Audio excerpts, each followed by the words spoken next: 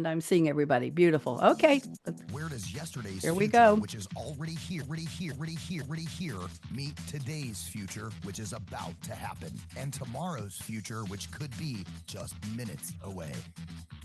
Welcome to Technology Revolution, the future of now, where host Bonnie D. Graham asks savvy futurists for their predictions about the tech-driven trends that are shaping our future right now.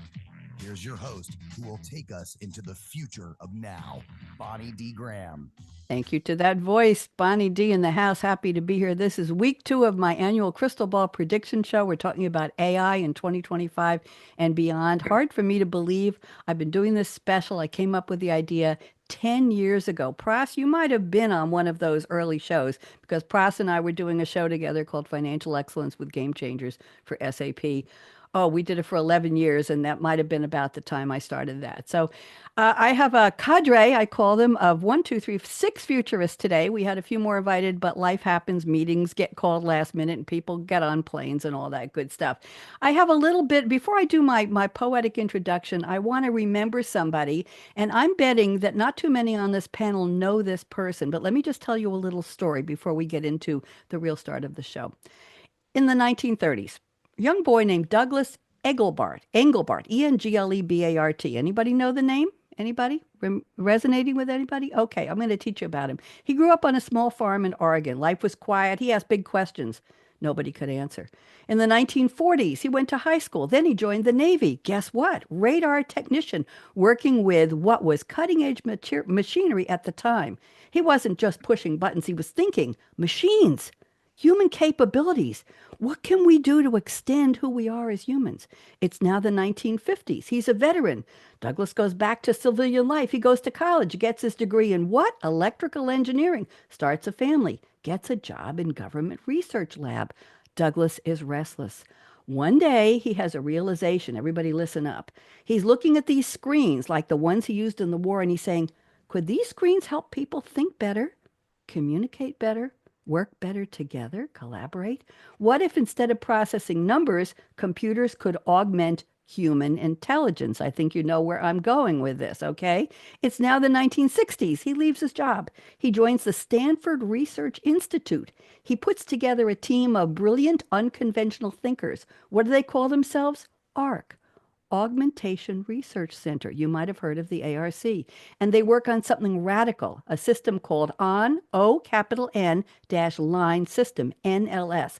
It's not software, it's a way of thinking about technology to amplify human potential. It's now the 1970s. After years, he and his team have created things that nobody ever saw or imagined.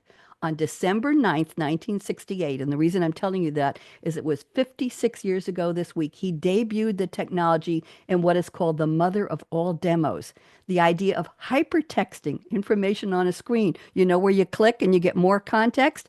He created that. Multiple people accessing a document to edit in real time collaboratively. He thought of that. And the idea, wait for it, of a computer with a graphical user interface that can be manipulated by a keyboard, or this little box on the desk that had a long cord. What did the long cord remind him of? A mouse. You guessed it, John. You probably figured this one out. And he called it the mouse. It's now the 2020s.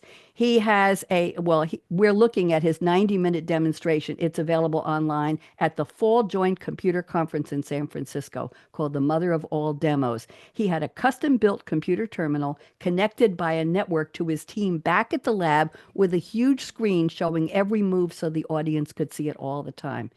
He had the dream that machines could do more than just be machines, and they could help us think and work better. What do you all think? Should we give a shout out to the late, he's not alive anymore, the late Douglas Engelbart? What do you think? Has anybody ever heard of him? I Nope. have, yeah. You have, yeah. I get a newsletter called Bill Murphy's Big Optimism newsletter, and this was a featured story this week. So shout out to Bill Murphy Jr. for bringing that to my attention. So now let's get on with the show. Okay, here we go. Welcome to Technology Revolution Crystal Ball, week number 2, Bright. peering at AI 2025 and beyond in an optimistic light. Bonnie D, that's me hosting her. Scarlett Mike's live streaming you. Everybody make a hue there. Come on, I'm in the hue.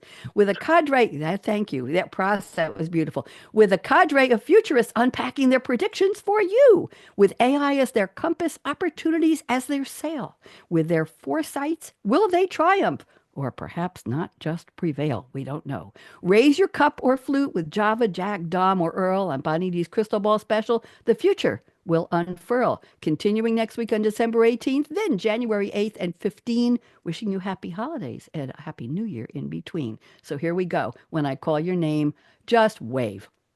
Pras Chatterjee, CPA, helps tech solutions expand. A runner in 2 New York City marathons. Nancy, this is something you want to meet here. He meets demand. 17 years at SAP, including Financial Excellence Radio, Our Ride. Now a OneStream Global Director. Pras goes with pride. Pras, so happy to have you. I hope you enjoyed that. We weren't doing poems when you were on my show before. John W. Bailey is here. He dives deep into the law where justice and AI will leave us in awe. His speculative thriller keeps sci-fi alive. John spins futuristic legal tales that thrive. John needs to meet Nancy as well. Nancy, you're going to have a lot of connections after this. Nancy Schick is here, New York City mediator with an attorney's mind. In conflict disputes, her third ear firm is well aligned. Employment law in the workplace gets Nancy's care. Author of DIY conflict resolution. She brings peace there and there. Nancy, welcome back. Then we have Bob Ficken. Decades in academia, HR is his art, guiding businesses to lead from the start, helping owners innovate, showing the way as AI transforms in our digital age today. I hope you like that, Bob. And Eric Myers is here. He educates and mentors with a passion so strong, helping students discover where their careers may belong. With awards in teaching and a mind sharp and bright, Eric is leading the future with an eye on business insight. Welcome back, Eric. And Dr. Steve Hunt is here, a pillar where tech and psychology meet, building HR's future, insightful and so neat. With a legacy in tech, he envisions what's new, a roadmap as HR's evolution is due. So I want to thank all of you for joining me. What do you think of the poem? How did I do? Anybody give me a thumbs up there? Yeah. Give a thumbs up? Absolutely. Okay, there we go. I'm glad you enjoyed it. And you know, Sylvia Pross knows Sylvia helped me with this. Sylvia is my virtual assistant, my buddy. She has other names, but we're calling her Sylvia. Let's go around the table and start the predictions. We are ready. I'm going to put you on speaker view. Pras Chatterjee is the one who introduced me to ChatGPT 2 years ago on this same special. I think it was January 2022, and I had never heard of it, and not too many people had. Pras was an early adopter, and he said, I just introduced to this thing called ChatGPT, and I'm writing it down, and I signed up the next day, and life has not been the same. Pras, welcome back. I'm so happy to connect with you. Would you please do us the honor of your predictions? Go ahead. Yeah, so thanks so much, Bonnie. I mean, based on my background, you would probably expect me to talk something about finance and data and AI, but no, I'm not going to go there. I'm actually going to go to somewhere I've never gone before. Mm. Equity will come as a result of AI. There will be equity. And now we think of DEI and equity, and I'm not going to get political here, but rather I think that AI will be the great equalizer in the world because, we often hear something about a little knowledge is a dangerous thing, but what about a lot of knowledge that's democratized and available to everyone? So I started thinking more and more about this just in my daily life and how equity and AI in education. Education is clearly a gap in terms of moving people up these economic scale, economic ladder, or whatnot. But with education now, in a way, almost democratized, available in large language models where you can custom teach your children without being a scholar, without being an expert, just in terms of how to navigate, and really get them up in the world. I'm in Canada right now, and I often hear about how the SATs and that in America is somewhat biased or whatnot because those that are affluent can afford the courses to get their scores up and such. But what if it's an even playing field at this time where you can basically ask a large language model like Sylvia, hey, and this student is, with at this score level in their SATs, and we need to get them up. and it just sets up a program for you. So now it's all democratized. You don't need to have the big funds to be able to go to these prep courses. What if the prep courses come to you? And, Bonnie, you showed me earlier your new iPhone Pro Max 16, which comes with, a brand new GPT model attached to it. That's information that's available everywhere. It's not just in your laptop, your desktop. You can teach and train and learn on the go anywhere in the world. You can set up these programs, and I think it's actually going to be the great equalizer in education. It's going to support parents and guardians for sure, that are, maybe of not the highest income state, or that might not have the right educational backgrounds, to give their children an equal footing to get them up there. So for me, that really is something that's going to be amazing in this world. And again, this all comes down to data as well. And data effectively will be democratized with this information. I think to myself, I'm in Canada, again, not getting political, but I couldn't get a doctor's appointment with my family doctor. It's 2 weeks away, 3 weeks away.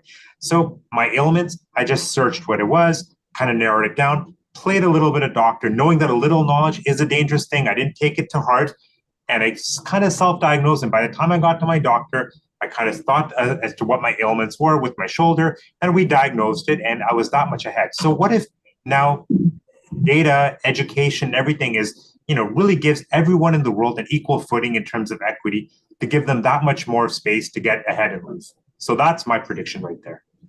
I like that. Are you doing anything in the financial excellence world at all, Pras? Do you have a finger in that pie at all? Anything with Oh, absolutely. I mean, I think with the financial excellence, I mean, it's all about data right now. It's all about technology. It's about being able to democratize data and gather data from everywhere.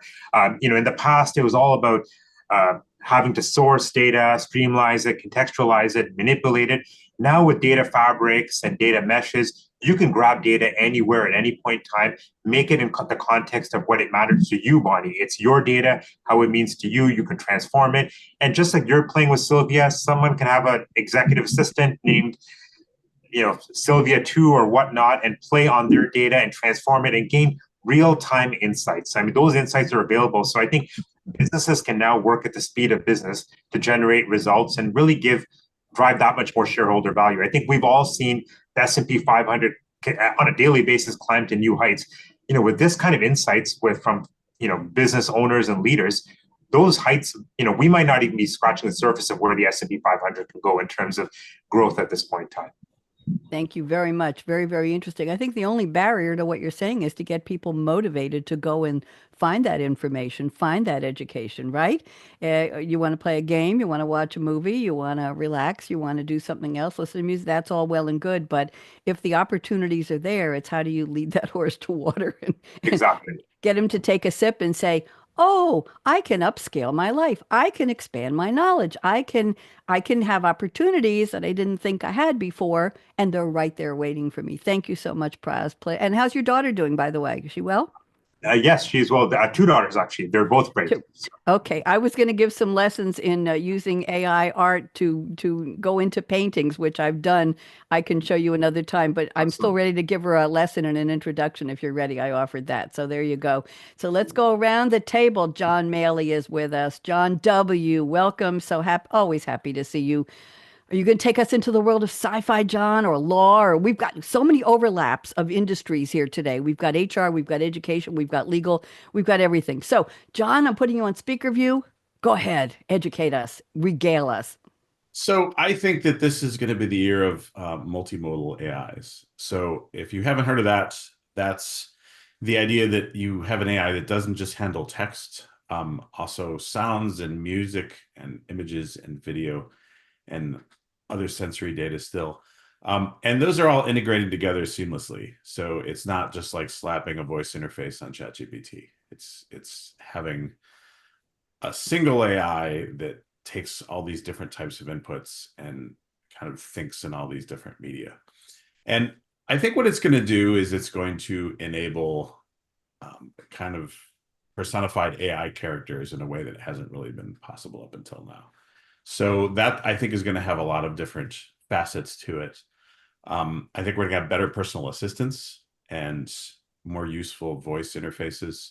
And that I think will affect everything from, a computerized personal assistant to some, a traveling travel booking, travel planning interface, search engines, 1-800 numbers.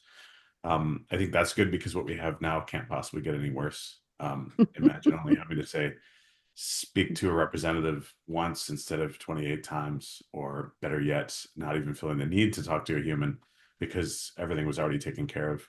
I think what process is right on. I think this is going to unlock a lot of helpful capabilities in terms of virtual tutoring, and I think it is. I agree. It's really going to democratize. You think of places like Haiti, where in order to get a job in government, you need to speak French, but the public schools generally don't teach French.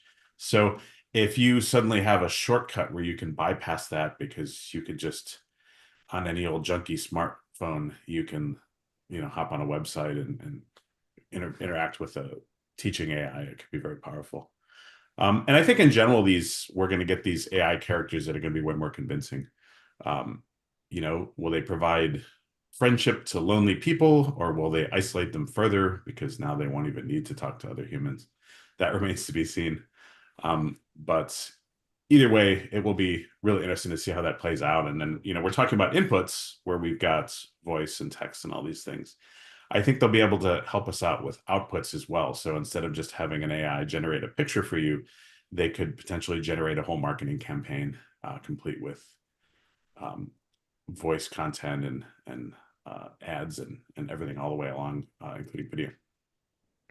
I think that's going to be very interesting. Everybody would like to know about your book. Can you pronounce the title properly for me, please? I never know what to say. And tell us what is your, where do you go in sci-fi? What are your stories about? Introduce us to your book a little bit. We have some time, John. Go ahead. So yeah, it's called Juris Ex Machina in Latin, and you can read about it at johnjohnmaly.com. And essentially what it is about a not too far in the distant future where technology and law have become altogether too intertwined. And so human juries have been replaced by AI.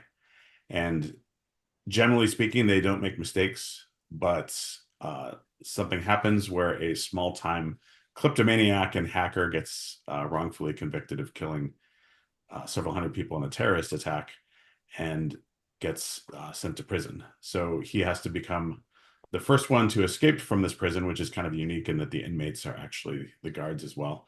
And then you reunite with his attorney, and they need to together figure out what happened and who really was behind these attacks and save the city that turned its back on him. Interesting. How long did it take you to write the book? And how many of your characters are AI or like Sylvia's? Do you have AI characters in there? Yeah, there's a few AI characters, and it probably took, I would say, 8 or 10 years. It was a really, really long process. And it's funny because when I started writing it, AI was not really a household term at all. It was Mm-hmm. used in these Mm-hmm. very specific applications for like anti-lock brake systems and things. And now it worked out really well that when it got published, it was such an important societal topic. Good. Did you self-publish or do you have a big house publishing you? I went through Highlander Press out of Baltimore, so they're kind of a middle ground between those two. But they distribute through Ingram Spark, so they can be requested in libraries and bookstores and all that good stuff. So Thank you that's very much. I'm always curious to know why I don't remember how to say machina. I want to say machina. You know that, John. He has to forgive me. Thank you very much. I appreciate it. I'm only 2 years into writing my novel. What happened was I took out the thriller part from the background part because I had so much fun writing the background of the setting that I forgot to finish the almost murder part. And I made it into 2 documents. In April of this year, I wrote the last line of dialogue of the key character, who is this almost murderer. And then I said, okay, I'm done. He stopped talking to me and telling me what he wanted, and I put it away and I haven't touched it in 6 months. So I've made a commitment to myself 20 minutes a day to revisit the book, and I'm trying to get it published by I was going to say December 31st. Now I'm going to push it because that's not realistic. January 31st, 2025. That's going to be my push date. So thank you. But I've only been working on it for 2 years. So compared to you, I'm way ahead of schedule. Thank you, John. Nancy Schick is here. Nancy and I met in New York at the National Publicity Summit when the summit was in person at the Hotel Penn, which apparently isn't there anymore. And Nancy and some of her colleagues in New York and I used to have lunch a couple of times a year in Manhattan. And then I moved, and Nancy moved, and the summit is virtual now. And we have kept in touch over the years. And Nancy, Ms. Third Year, I'm happy to have you here. Why don't you tell us what you see in the crystal ball? Welcome, Nancy. So I have to agree that there's a lot of potential, at least, for more equitable processes by using AI. But one of the concerns that I have is that we still have issues with how the large language models have been trained, what data they're using, and how it still hasn't it has a lot of potential to still create inequities. So one of the things that we're learning is that we need to take the large language model and then make these little tiny models to apply them in our unique workplaces. And because I'm in employment law, that's where I'm focusing. And I can say that we're continuing to see these problems show up. So I think there's a lot of over reliance, unfortunately, on the technology, and that's going to continue. So finding that balance between machine and human is, as a mediator, of course, that's where I'm going to go, is how do we use the technology to make us better at what we do as humans? And I think that's where the magic's going to lie. And we're seeing that already. Some of the things that we're using the AI in workplaces for is to train managers how to navigate difficult conversations so that they don't say the thing that's going to get them sued or fired or anything else, right? And I think that's what a lot of my clients have long called me for in the first place is, I have one that will call me and she'll say, I have to discipline an employee. I'm so angry at her that I'm not going to be kind. So I need you to calm me down. So that's what I do is bring her level down. And then we come up with a really productive conversation. And now we can play with some of those conversations in a bot and tinker around with them. And I'll do that with some very complex concepts as well, where I don't always understand how we'll just say certain movements in social movements align with other social movements. How do we find that common ground so I can play around with those conversations with a bot? And I love that about it. So I think that employment lawyers, HR, educators in workplace dispute resolution are going to continue to have their hands deep in the AI conversation. And it goes so much beyond just using an AI bot to screen resumes. That is fascinating. You're using it to walk through difficult conversations, difficult scenarios. Did you come up with this idea, Nancy, or was this something you read about, or is there any ownership here that we should know about? It sounds very, very interesting, and it sounds productive for multiple industries too. So Yeah, tell us a little more. I learned about a few organizations already doing it. I'll admit that they were doing it with a slightly different spin, but the online dispute resolution group, I don't know if you're familiar with Colin Rule. He was the one that came up with the online dispute resolution process for eBay. And now he's working with mediation.com, I believe. And he's been very, very much the leader in ODR. So I think shout out to Colin, of course. And that's where we're moving in that direction with training mediators. So it was a great way to have them practice the conversations. And now we have a whole different opportunity with, I started thinking, well, how do you apply that in the workplace? And I said, what a great tool. If we can train mediators this way, we can train teachers, we can train managers, we can train new employees. It gives employees an opportunity, as I often will direct them when they're my clients, to practice the difficult conversations with their employer, right? Before you have to go to your manager and say, I need help because I'm struggling at work. how do you say that in a way that your manager can hear it? So you can tell the bot, pretend you're my manager, and then you can have a conversation with it and get an idea of how, if you say it one way, it might blow up in your face.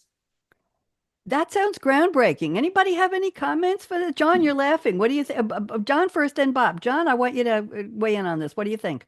I think that's a great idea. I think, people benefit from, studies have shown you benefit from even just having any sort of sounding board, including a brick wall. So having something that will counter with actual, questions you may not have anticipated because you were only looking at it from your own perspective seems very valuable. Yeah.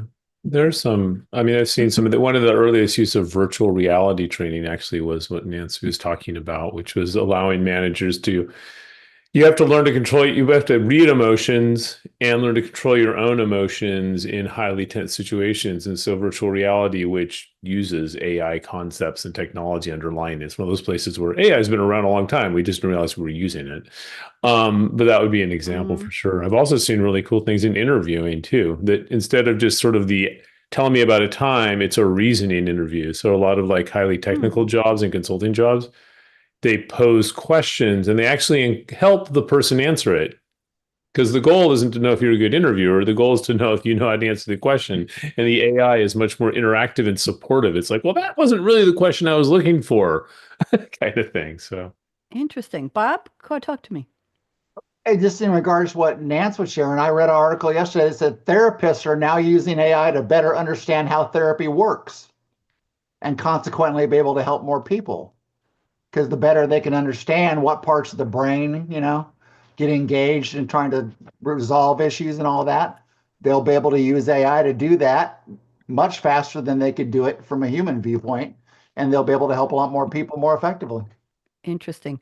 I come from the old, Eric, talk. Eric, where are you? Go I'll ahead. make this very brief. No. We have plenty of time. Don't make it brief. Go ahead. We're ahead of schedule. Please go ahead.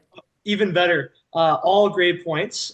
This really resonated with me as an educator is EQ and emotions are everything. Doesn't matter what line of work, one is, pursuing.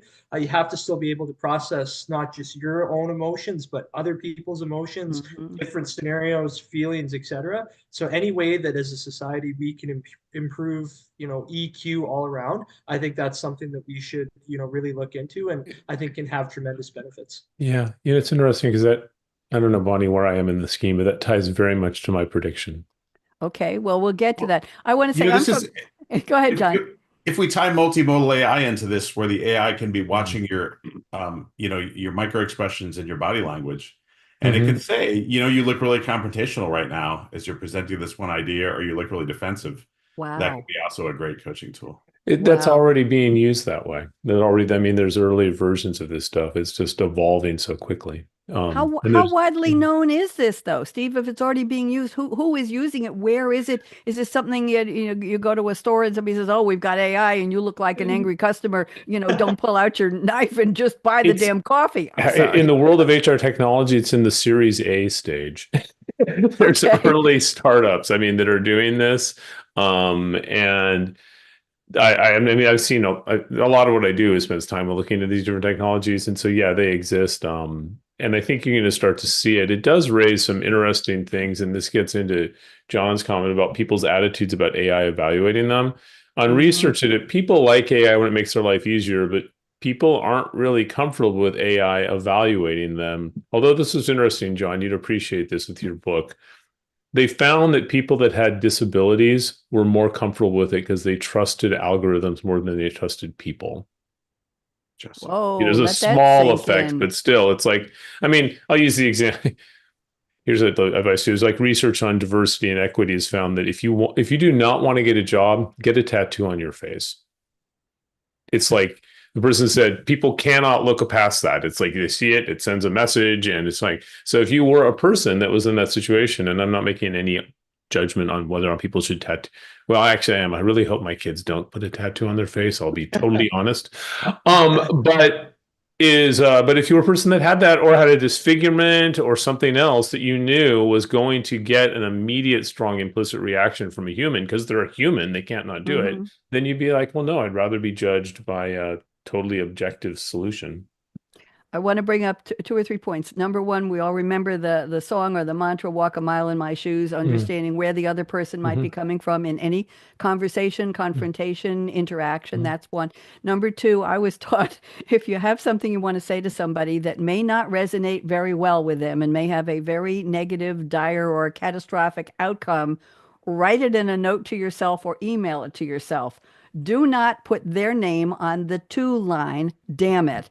And then put it in your draft folder or print it and tear it up and flush it in the toilet or burn it in the fireplace. So that was how we were supposed to diffuse those negative information. I can't remember the third thing I was going to say. I'll think of it later on. But very, very interesting. Interesting for psychologists, interesting for if people are trained in this, imagine how powerful it can be to get people to understand scenarios. And oh, I had a stand-up comedy routine. I was a stand-up years ago. I had my own troupe. It was called Bonnie G and Du Bois. DABOYZ. Yes, I had mail comics, and we did Borders bookstores, and we performed at public libraries, and it was a lot of fun on Long Island, and I had a blast. So the deal was that when I was learning about stand-up from the American Comedy Institute in Manhattan, one of the rules is when you come out on stage, if there's something, Steve, talking to your point, there's something physically remarkable about your appearance, whether one leg is shorter than the other, whether you've got a mole here, whether you've got crazy, Einstein hair, whether you've got, I don't know, you're wearing something on purpose that is just absolutely outrageous. You address it with the audience right away. Hey, my nose came in, it's got its own zip code before my body even got on the stage. Isn't that a honker? I'm making this up. But you always addressed it so that you diffused, and you also call attention to it of what makes you different or unique. And sometimes that's the hook you use for your whole comedy routine. So these were just reminding me of all of these things. I'm taking this too long. Any other comments on this? This was a really, really good one. Are we up to Bob? Go ahead. And Bob, you're next for prediction. So if you want to comment and then lead into your, I'm ready for you, Bob Ficken. Go ahead. Well, one of the things I was going to add when Yeah. some of the points Nance made was in a lot of HR, well, I don't know how, I shouldn't say a lot, that's the wrong way to say it, but some HR departments and large organizations are already using AI, different LLMs to do onboarding, to keep applicants warm, to create policies, and create job descriptions and things like that. But one of the things we're all kind of in agreement that we're not doing is we're not using AI to actually make selection, which is kind of one of the points Nance was making. So what we know is that there's a handful of AI firms that are now trying to create AI LLMs that will be fact-based only, and they will not have the generational ability or component. So it'll be fact-based only, and then they'll have to do the validation testing and make sure they don't cause disparate impact and all those things so they can provide that information to potential users. And once they can do all that and get them tested and prove they don't cause disparate impact, we'll actually be able to use them to make selection. Very interesting. I love the collaboration around the table. That's why these are so much fun. It's not just give me your predictions, it's let's talk among ourselves. Okay, Bob Ficken, you are up. I'm ready for your predictions. Go ahead. And then after that, it'll be Eric and then Steve. And we are still significantly ahead of schedule, so don't rush. Go ahead. So I figured Eric would talk about education. So I took one that was medically based because I think this is really exciting stuff. So my prediction is that AI is going to shatter the medical frontier into a billion pieces because it has the ability to do things that human physicians and human researchers just cannot do. So give you an example. We know that there's been one case already of a gentleman who lost his voice due to cancer and some other diseases, and AI and the researchers were able to go in and not only restore his ability to speak, but restore his voice. And he now has a vocabulary of over 6,000 words in his own voice, where everyone thought it was lost forever. And up till now, it has been. And that's just one example. There's more and more cases now where AI is coming to the frontier. It can do the research faster. It can do the testing faster. It can do all those things much faster and much more accurately than any human physician can do. So it's going to be really fascinating to see just how fast AI can help medicine advance. We could be looking at having a cure to cancer within the next probably 2 or 3 years. We could be looking at a cure for every disease maybe in the next 5 or 7. So I think it's pretty fascinating to think of what it can do and just how fast it can do it. Next prediction, Bob? Next one. I think this one's pretty cool because typically I'm one of the ones slamming federal and state governments for being behind the times. But it turns out that federal, state, and local governments will use AI to reduce traffic jams, make roads safer, and provide tax guidance. In fact, California is already doing it. Newsom announced it yesterday in the news that they've contracted with an AI LLM provider to do exactly those things. That's why you moved there. Back to Idaho. Go ahead, Bob. And talk about the traffic. What is the traffic app going to do? The AI. Well, supposedly what AI is going to do is it'll be able to control all switches almost like a railroad, where they'll have, as the roadways get smarter, which they have to do if we're going to ever really get to driverless cars, they'll have to get fast, they'll have to get better with the right signals and all that embedded into the roadways so that cars know where they're going. So what would happen was they would have different roadways going in different directions, and the guidance, your GPS, will use AI to decide which path will get you to your location faster. A little bit different than asking Waze, which is the way that doesn't have any obstructions or any accidents on the road. Bob, you have another one? Well, I think Siri is going to have to call Nance to represent her in a lawsuit because she's going to go by the wayside. You got another one, Bob? Yeah, within a few years, humans will no longer need to use their hands and fingers to write at all. Oh, dear. Period.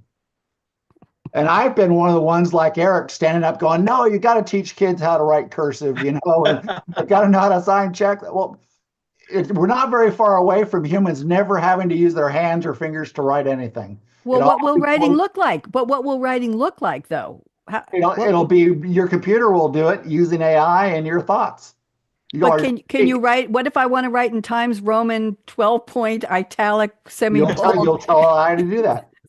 This is a really interesting thing from a cognitive psychology standpoint because, like the act of learning to read and write literally changes how your brain functions. So like there was really fascinating studies done in Japanese that they have 2 alphabets. I can't remember, like kanji, which is more phonetic, and another one that's pictographic.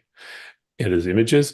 And people that had brain damage could read one but not the other because it was processed different, but also your ability, abstract reasoning, similar like mathematics is the same way. So it's really, I don't disagree with what you say. It probably will because it's a path of least resistance, but I think that could have significant impacts on the very way people reason and think in ways like it might make you worse at mathematics. I don't know. But I mean, because you're talking about a fundamental way that our brains get wired. And, there's that famous Noam Chomsky language defines thought. Yeah, I mean, that's fascinating when you talk about that. That's where we just don't know how this is going to affect us. We don't. Hopefully good, but who knows? Bob wanted to comment back. I just think that you make a good point, Steve. And to go back almost to what Pross was saying, one of the things that I think is going to happen is that the entire system of education is going to change. One of my problems with it right now, when I look at K-12 education, is that students receive education that only affects or impacts 1 or 2 senses. And that leaves them with a retention percentile in the 30 percentile range.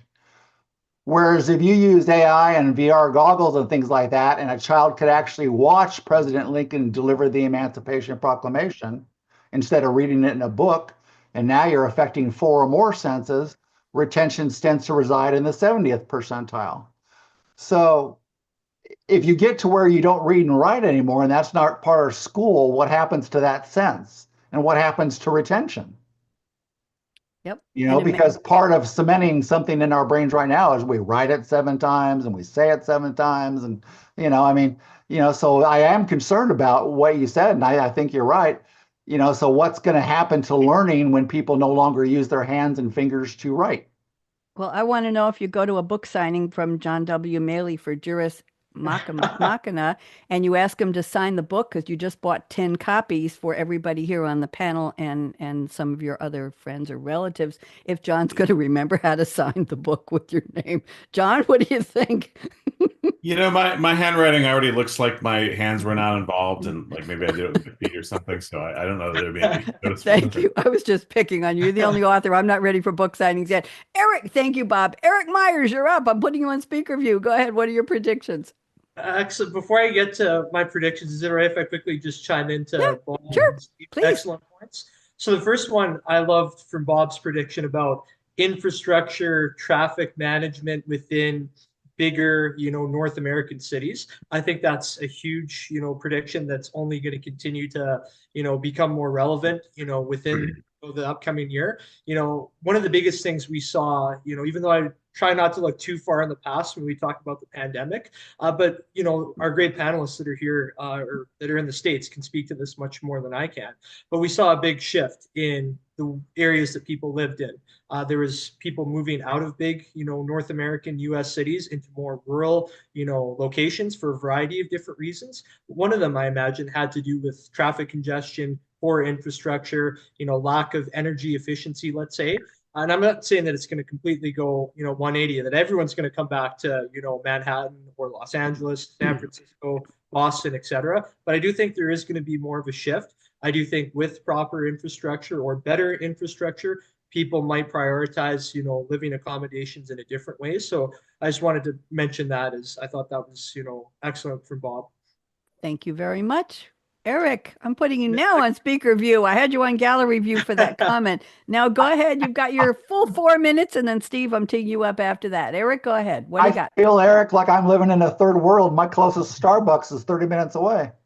Well, I was just going to say we need Starbucks. my TJ Maxx is about 45 minutes away from here where I am in Tennessee, and that doesn't make me happy. So it's online, everything. Eric, go ahead. We're ready. All right. Well, as I guess predicted, and Bob knows me very well, it's going to be education based for the first one. So similar to kind of what we've talked about earlier, is AI, I think, is going to help with personalized learning experiences to refine education, allowing for adaptive, learning paths based on individual student needs and progress. What I do like as well, in addition to kind of that prediction, is the points that we talked about for, as Bob was mentioning too, about AI potentially eliminating the need for physically writing. And maybe this is the, not cynic in me, but the old school kind of thought mentality is, what are the unintended consequences of that? So Steve can speak to this much, much better than I can about cognitive development, brain function, et cetera. Is one of the things I have noticed, this semester especially, is yes, AI has helped students with those personalized learning plans, instilled, I think, bad habits at certain times as well. More issues with academic integrity, more issues with just not showing up, to school to, participate in lectures and discussions. So that's something I think we have to be mindful of, as educators or just as workers in any type of field or occupation, is those unintended consequences, and making sure that we're still instilling good habits, within workers, within the next generation, as I truly believe that that's something that's very, very important. Second one is similar to what we talked about earlier. And Nance, I loved your points about kind of the legal ramifications with AI and just the importance of words, is the ethical side. So there'll be a stronger emphasis on ethical AI practices with more regulations and frameworks to ensure fairness, transparency, and most importantly, accountability within, different systems and, rules that are being made. As again, those that work in the legal field can speak much, more to this than I can, but every word matters. The details have to be very fine and finette. And I think AI can help, eliminate, any issues with the lack of transparency or confusion and, miswording, on certain things too. So I imagine that that's only going to continue to become, more important within 2025 and beyond. Thank you very much. I think John has a comment. John, go ahead. Yeah, I think Eric is dead on with that. I mean, I think one thing that's is going to remain important, regardless of reading or writing, is going to be learning a language. And Hmm.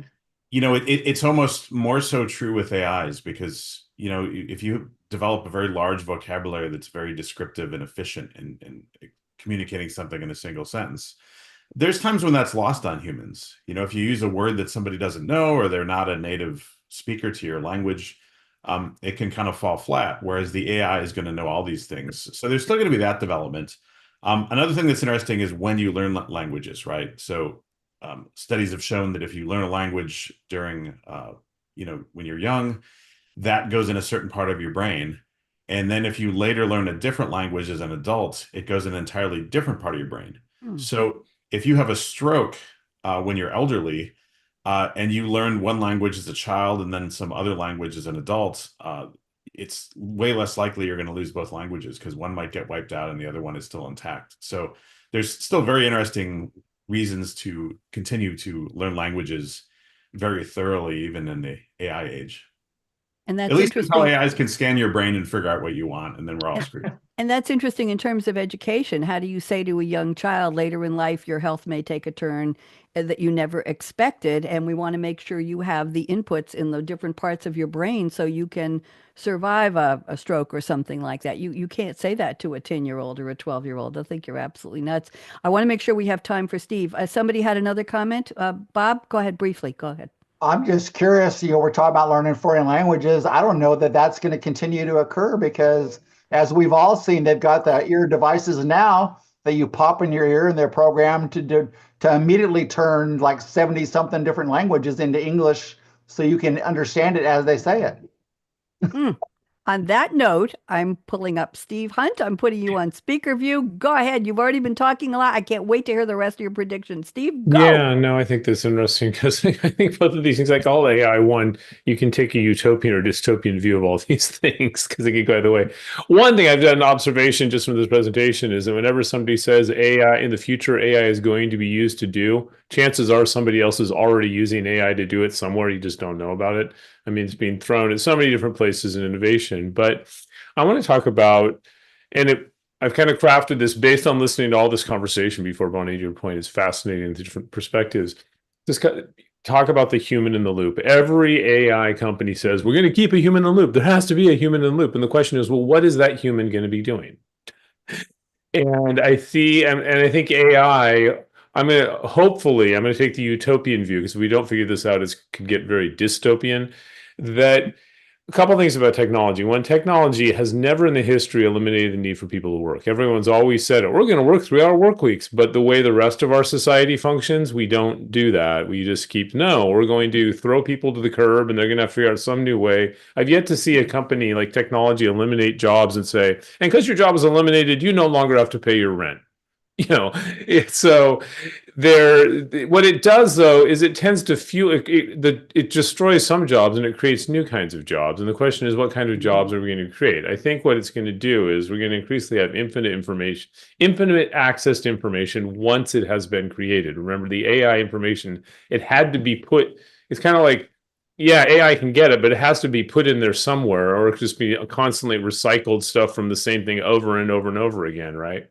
So, but once information has been put onto the web in digital form, it has infinite access to everyone, which is good for learning, but it has no sense of whether or not this information is good in the sense of like, nor is this information being consumed in a healthy manner. And that's where I make an analogy between AI and processed food.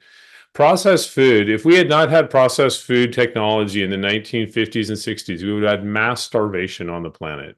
We still had a lot of starvation, but it would have been a whole different scale. And processed food, some processed food is better than no food, but we've learned if you try to have a diet of too much processed food, it's really bad for you. When we have the diabetes epidemics and all the other problems because of massive processed food. And we're starting to get intelligent about how we manage processed food and re-regulate it, and we still have a long way to go. I think AI, that analogy absolutely applies to artificial intelligence in our brains. Just as processed food isn't good for our bodies, too much artificial intelligence isn't good for our brains. And we're seeing this in the loneliness epidemics and all these other things around this. And so I think we go, well, what do we need humans to do as AI democratizes all information? And it's really two things that people that are uniquely human that AI can never do. One is care, because caring is defined as a person giving their time to another person in the form, of their well-being. And the other one is deciding and judging if something is good to do or worth doing, right? Which is a value statement based in caring about other people, or caring about society, or caring about something living, right? AI is not alive. It doesn't care about living things. And it can fake it, but in the reality it can't, because caring is an organic process, and judging and deciding based on caring is a organic process, right? If it's based on that. So I think what we're going to need AI to do is we're going to increasingly see, and I'm starting to see this a little bit, AI get much better at actively monitoring and mining new information, pulling it out of people's heads as they get ideas really quickly, and then transferring it to people and delivering it.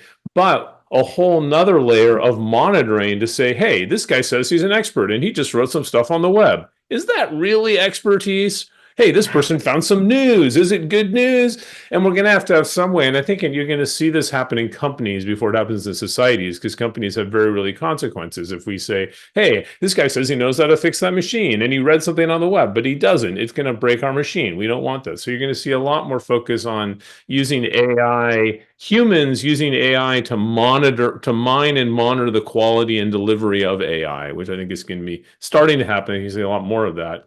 The other thing is we're going to really have to, as a society, value caring and creativity and the things that traditionally we just treated like, great example, why is every service employee in some places paid the same amount? We know there's huge differences in caring as a skill, but we don't reward people for it. And I think that is, we need to use machine learning, which is a form of AI, to attach human behavior to business financial results, because the reality of, in our society, money, particularly dollars, are the language of business. And until you can show that a really good caring individual who shows up to work is better than a person who just shows up to work, then we're always going to be sort of just not appreciating what is the only kind of job that's going to be left.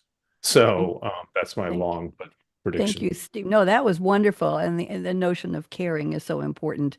Do we care? Do we care about ourselves? Do we care about taking care of ourselves? Do we care about others beyond our immediate constellation? Is it family? Is it the person who lives next door? How much do we care?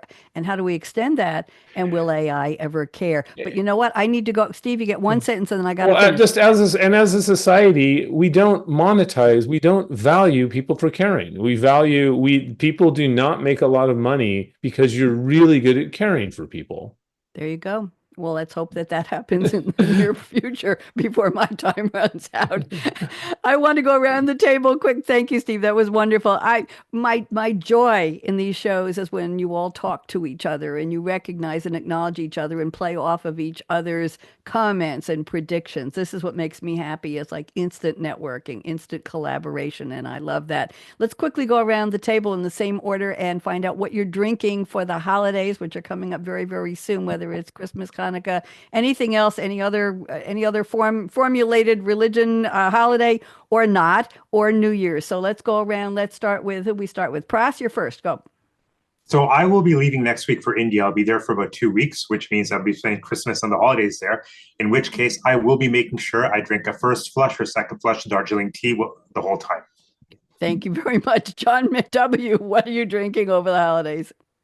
Now that we were just talking about Haiti, I'm kind of motivated to make some cremas, which is something similar to eggnog, but it's actually made out of the oil from coconut meat and star anise and cinnamon and all these different spices and gin and rum. So I'm with you on the rum. I'll have a cup of that.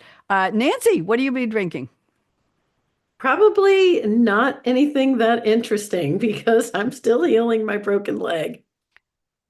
Okay, well, come on. Tea, coffee, hot cocoa? Coffee, definitely coffee. Coffee, okay. Holiday coffee for Nancy. Bob Ficken, what are you drinking? Hot apple pie. Whoa. Eric Myers, what are you drinking? I promised not having it this morning, waiting for later today for the holiday season. I love scotch. I'm a scotch guy. So the odd glass of scotch will be consumed. Never would have known that. Dr. Steve Hunt, what do you be drinking? I'm going to be drinking very small amounts of Koki, which is similar to the Crevasse John you're talking about, but it's Puerto Rican. My wife's Puerto Rican, and she makes this incredible rum coconut drink, but it's not eggnog, and don't confuse it for eggnog. It's a lot stronger. Ooh, very interesting. And I'll be making some hot cocoa. I'm going to order some mocha syrup. Somebody told me they actually sell mocha syrup on Amazon, trying to emulate a Starbucks mocha, which I haven't had in years. And I found a bottle of golden rum when I moved for like the 99th time, and a bottle of rum keeps coming with me, and obviously I haven't finished it. So I will pour not even a jig or a teaspoon of rum, because I get loaded very quickly.